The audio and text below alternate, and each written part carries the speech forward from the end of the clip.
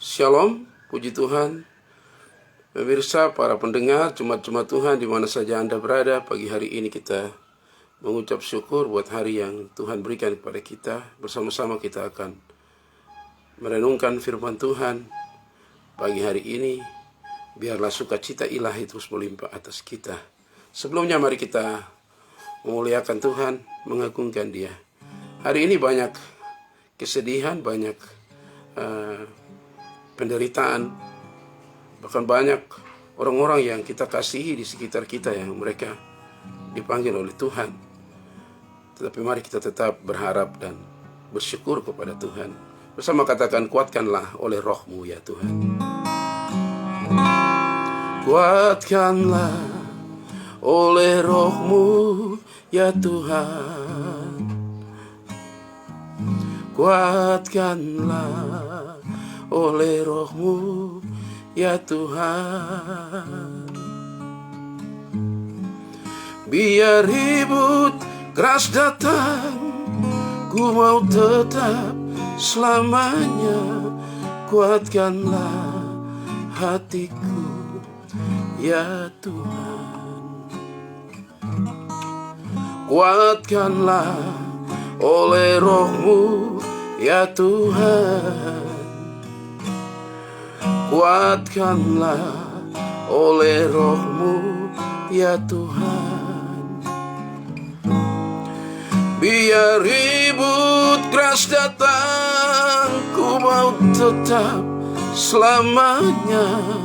Kuatkanlah hatiku ya Tuhan. Kuatkanlah oleh roh-Mu ya Tuhan. Kuatkanlah oleh roh-Mu ya Tuhan. Biar ribut keras datang, ku mau tetap selamanya. Kuatkanlah hatiku ya Tuhan. Sama-sama, biar ribut keras datang. Biar ribut keras datang, ku mau tetap selamanya. Kuatkanlah hatiku ya Tuhan. Terima kasih ya Tuhan Yesus. Engkaulah gembala kami yang baik. Engkaulah sumber kekuatan kami. Engkau sumber damai sejahtera. Engkau sumber penghiburan. Kami bersyukur Tuhan. Kami akan mendengar firman-Mu dalam nama Yesus sambil berdoa. Haleluya, haleluya. Amin. Saya akan menyampaikan firman Tuhan bagi kita pada pagi hari ini yang terangkat dari 2 Samuel pasal yang ke-12. 2 Samuel pasal yang ke-12, kita melihat tentang bagian-bagian firman Tuhan yang Tuhan ajarkan kepada kita. 2 Samuel pasal 12 ayat yang ke-15 hingga ayatnya yang ke-25, di mana tentang Daud, seorang raja Israel yang mana dia mengambil istri dari seorang pemimpin perang, Uria. Dia mengambil istrinya Batseba untuk menjadi istrinya. Setelah itu Batseba mengandung dan akhirnya anak yang dikandungi pertama kali itu meninggal dunia. Dan Daud begitu gundah gulana. Daud merasa sedih. Daud sudah berdoa, Daud berusaha dengan seluruh kekuatannya, tetapi anak itu akhirnya meninggal dunia. Saya baca 2 Samuel pasal yang ke-12 ayat 15 sampai 25. Kemudian pergilah Nathan ke rumahnya, dan Tuhan menulahi anak yang dilahirkan bekas istri Uria bagi Daud sehingga sakit. Tuhan menulahi, Tuhan beri penyakit. Lalu Daud memohon kepada Allah oleh karena anak itu. Ia berpuasa dengan tekun, dan apabila ia masuk ke dalam semalam-malaman, ia berbaring di tanah. Maka datanglah kepadanya para tua-tua yang di rumahnya untuk meminta ia bangun dari lantai. Tetapi ia tidak mau. Juga ia tidak makan bersama-sama dengan mereka. Pada hari yang ke-7 matilah anak itu. Dan pegawai-pegawai Daud takut memberitahukan kepadanya bahwa anak itu sudah mati.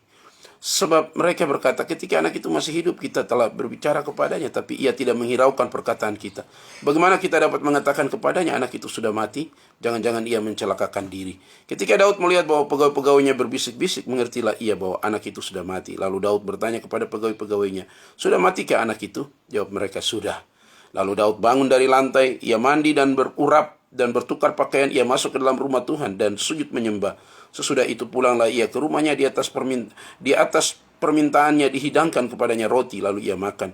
Berkatalah pegawai-pegawainya kepadanya, apakah artinya hal yang kau perbuat ini? Oleh karena anak yang masih hidup itu engkau berpuasa dan menangis, tetapi sesudah anak itu mati, engkau bangun dan makan.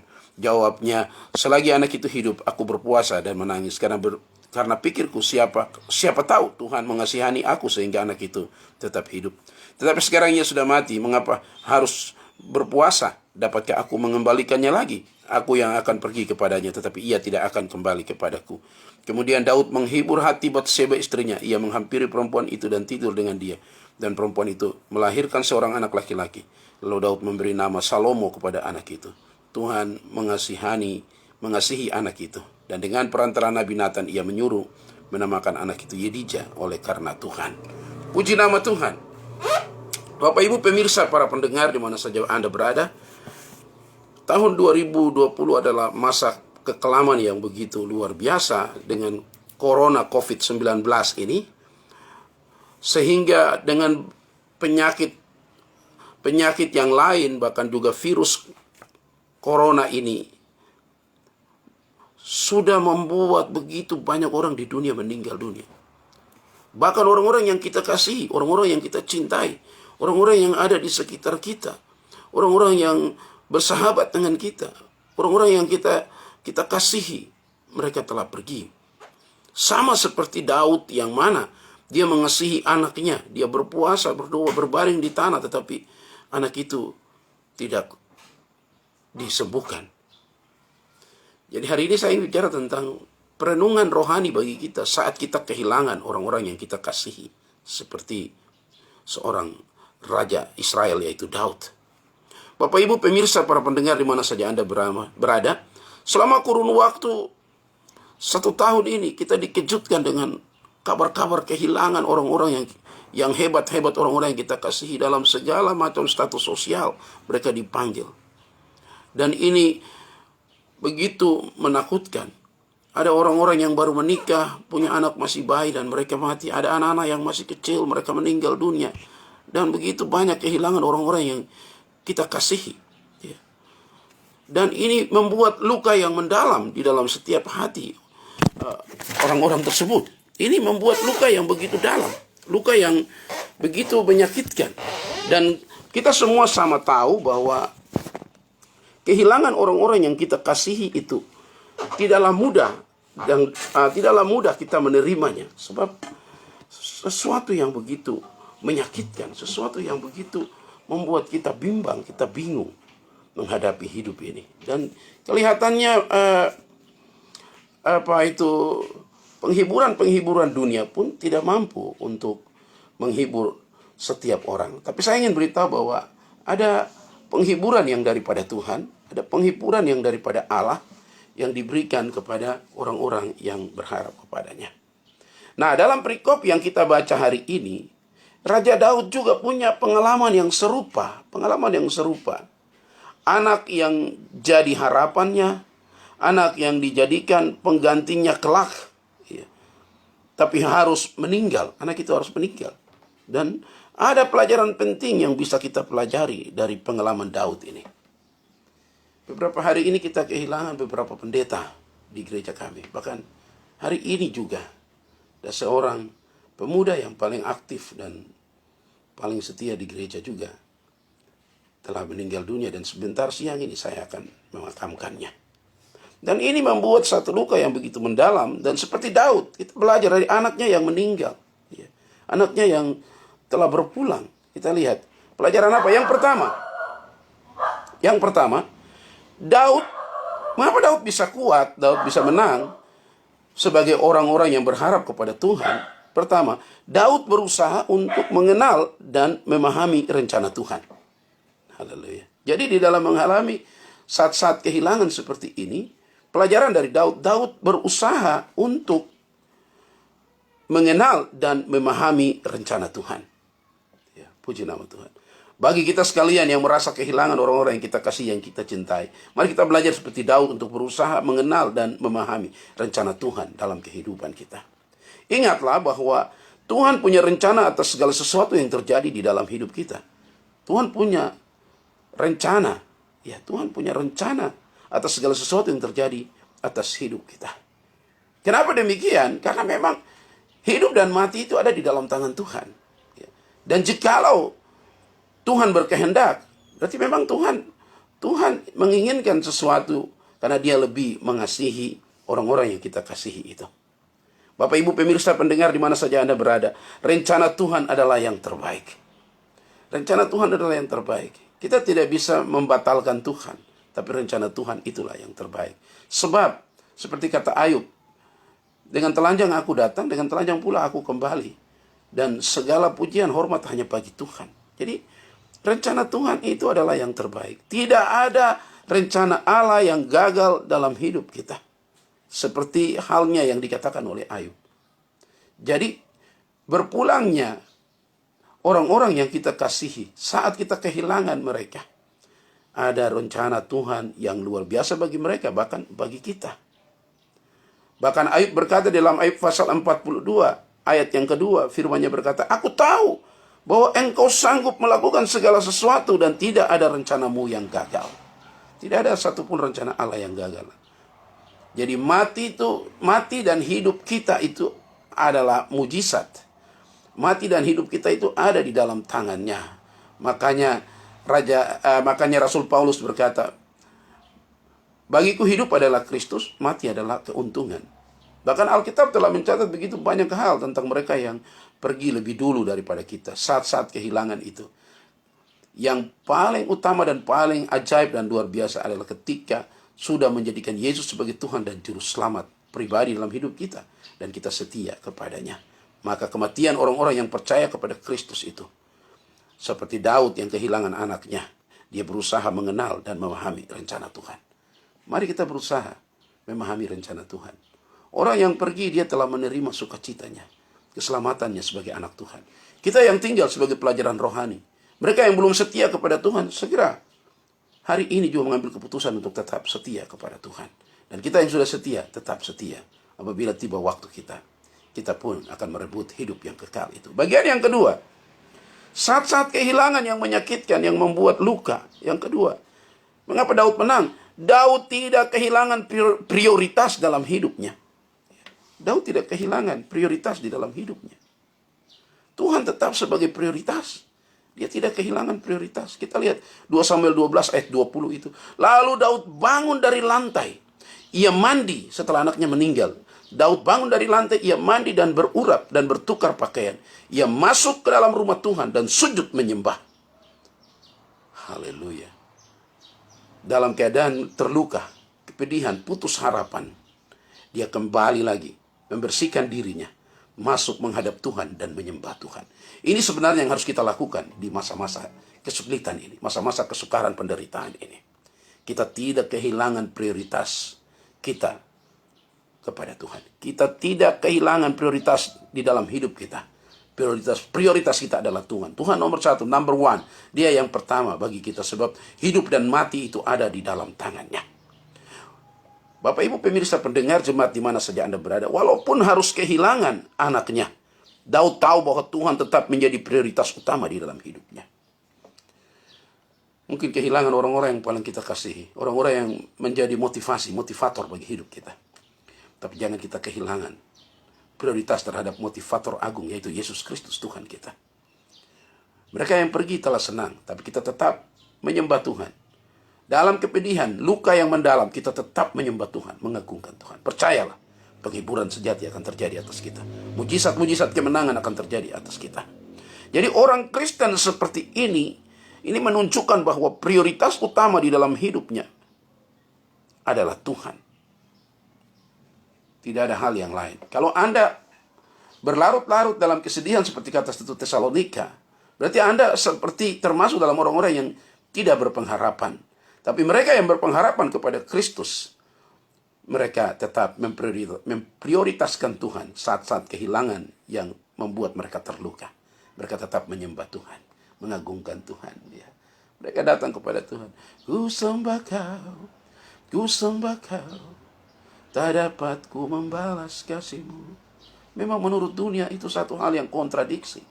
Tetapi bagi anak-anak Tuhan, Dialah pencipta yang luar biasa. Percayalah bahwa memberi prioritas kepadanya. Bahwa ketika Yesus datang nanti ada satu reuni akbar di sorga.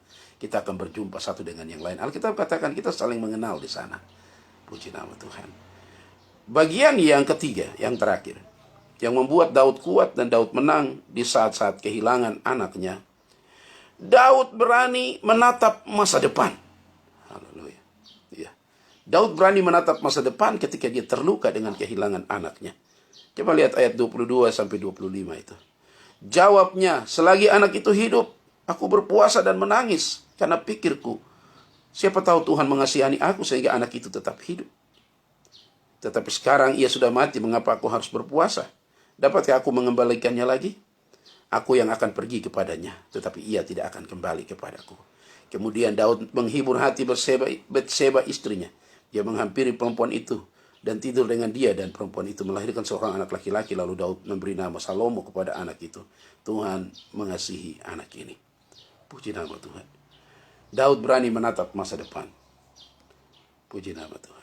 Bagi engkau yang terluka karena ditinggalkan orang-orang yang kau kasihi, anakmu mungkin, suami, istrimu, temanmu paling dekat, saya beritahu hari ini, masa depan bersama Tuhan masih ada. Daud berani menatap masa depan itu. Jemaat pemirsa, para pendengar di mana saja kita berada, waktu tidak akan pernah bisa diputar ulang. Waktu tidak akan berputar kembali. Dan Daud sadar sepenuhnya akan hal ini. Semua itu tidak akan berputar kembali. Maka yang Daud lakukan adalah dengan menatap masa depan. Daud menatap masa depan. Daud tidak berlarut-larut dalam kesedihan dan hidup masa lalunya. Daud tidak berlarut-larut dalam hidup masa lalunya. Sebaliknya, ia segera bangkit untuk menatap masa depannya. Saya mengajak kita memberi motivasi surgawi, motivasi ilahi dari firman Tuhan ini. Menatap masa depan kita. Mari. Jadi Bapak Ibu pemirsa ini Yesus Kristus kasih, akhirnya bahwa kehilangan bukan berarti akhir dari segalanya. Kehilangan bukan berarti akhir dari segalanya. Terkadang dari Alkitab katakan dari biji yang mati itu, biji dari sebuah buah yang mati itu, dia akan tumbuh kembali satu kehidupan yang baru. Oleh sebab itu hari ini lewat firman Tuhan ini, mari kita berani menatap masa depan kita. Walaupun kita terluka, kita tetap menjadi berkat. Dengan harapan, di reuni besar nanti di sorga, kita akan berjumpa dengan anak-anak kita yang pergi. Suami kita, istri kita, anak-anak, saudara-saudara kita, teman-teman kita. Teman-teman di dalam Tuhan. Kita akan bersama dalam sukacita yang besar. Yesus akan menjadi raja di atas segala raja di sana. Dan kemenangan ini akan diberikan terus kepada kita. Bagi mereka yang percaya Kristus, mereka yang tinggal di dalam Dia, mari belajar dari Daud. Berusaha untuk mengenal dan memahami rencana Tuhan di dalam saat-saat kehilangan orang-orang yang kita kasihi. Yang kedua, tidak kehilangan prioritas. Walaupun susah terluka, tetap menyembah Tuhan. Yang ketiga, berani menatap masa depan bersama Tuhan. Di dalam Dia ada hidup, dan di dalam Dia ada kekekalan. Orang-orang yang kita kasihi, percayalah, kita akan berjumpa mereka di Yerusalem yang baru. Tuhan menghibur kita semua. Roh Kudus menghibur kita semua, membalut luka-luka hati kita, menghapus air mata kita. Mungkin engkau seorang ayah, seorang ibu, seorang anak, siapapun engkau. Penghiburan sejati dari Roh Kudus hari ini, Tuhan embartasikan atas hidupmu, sehingga air matamu dihapuskan, luka hatimu disembuhkan, dan engkau tidak berlarut-larut di dalam kesedihan, sehingga engkau sakit, dan engkau akhirnya meninggal dunia juga. Tapi mari bersyukur kepada Tuhan bahwa semua yang Tuhan buat itu baik adanya. Puji nama Tuhan. Kita bersyukur, diberkatilah dia yang mendengar firman Tuhan, menyimpan dalam hatinya, melakukan setiap waktu. Sekalipun aku dalam lembah kelam, ku tak takut sebab kau besertaku.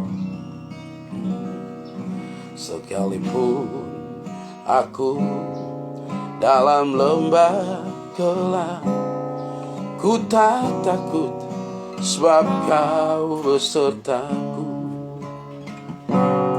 Sekalipun badai topan datang menerpa, ku tak gentar, sebab Kau di sisiku. Haleluya. Sekalipun aku dalam lembah gelap, ku tak takut, sebab Kau besertaku. Sekalipun badai topan datang menerpa, ku tak gentar, sebab Kau di sisiku. Aku percaya berkat-Mu atasku melimpah, kebajikan, kemurahan selalu mengikutiku. Ku puji, ku sembah Kau Tuhan. Mari sama-sama katakan, aku percaya. Aku percaya berkat-Mu atasku melimpah, kebajikan, kemurahan selalu mengikutiku. Ku puji, ku sembah Kau Tuhan. Minta kekuatan dari Dia, minta penghiburan dari Tuhan. Dialah pengharapan yang sejati. Sekalipun aku dalam lembah gelap, ku tak takut, sebab Kau besertaku. Sekalipun badai topan datang menerpa, ku tak gentar, sebab Kau di sisiku. Aku percaya, aku percaya berkat-Mu atasku melimpah, kebajikan, kemurahan selalu mengikutiku. Ku puji, ku sembah Kau Tuhan. Oh, aku percaya berkat-Mu atasku melimpah, kebajikan, kemurahan selalu mengikutiku. Ku puji, ku sembah Kau Tuhan. Penghiburan sejati darinya. Aku percaya berkat-Mu atasku melimpah, kebajikan, kemurahan selalu mengikutiku. Ku puji, ku sembah Kau Tuhan. Ku puji, ku sembah Kau Tuhan. Ku puji, ku sembah Kau Tuhan. Mari sembah Dia. Haleluya.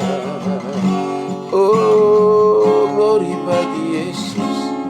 Terima kasih buat kekuatan, terima kasih buat penghiburan, terima kasih Kau balut luka-luka hati kami. Terima kasih. Jamah setiap kami, nama setiap pendengar, pemirsa di mana saja mereka berada. Hiburkan hati mereka, hapuskan air mata mereka. Haleluya. Tangan-Mu yang berlubang paku menggendong kami. Bawa kami dalam kemenangan-Mu. Terima kasih.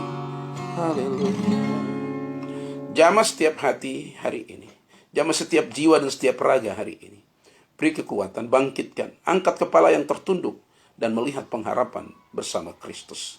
Orang-orang yang telah pergi meninggalkan kami. Kami telah kehilangan dan kami terluka. Tuhan balut luka-luka hati. Tuhan balut, Tuhan hapuskan air mata. Bawa kami dalam kemenangan-Mu. Seperti Daud yang kuat. Prioritas tetap Tuhan. Setia, menyembah Dia, agungkan Dia. Terima kasih ya Bapa. Hamba terbatas, Engkau tidak terbatas. Hiburkan semua orang dengan firman-Mu yang hidup. Terima kasih Bapak. Jamah semua kami, yang sakit sembuhkan, yang lemah kuatkan, yang bimbang diteguhkan, yang hilang pengharapan diberi harapan baru. Segala macam kutuk diputuskan, gantikan berkat.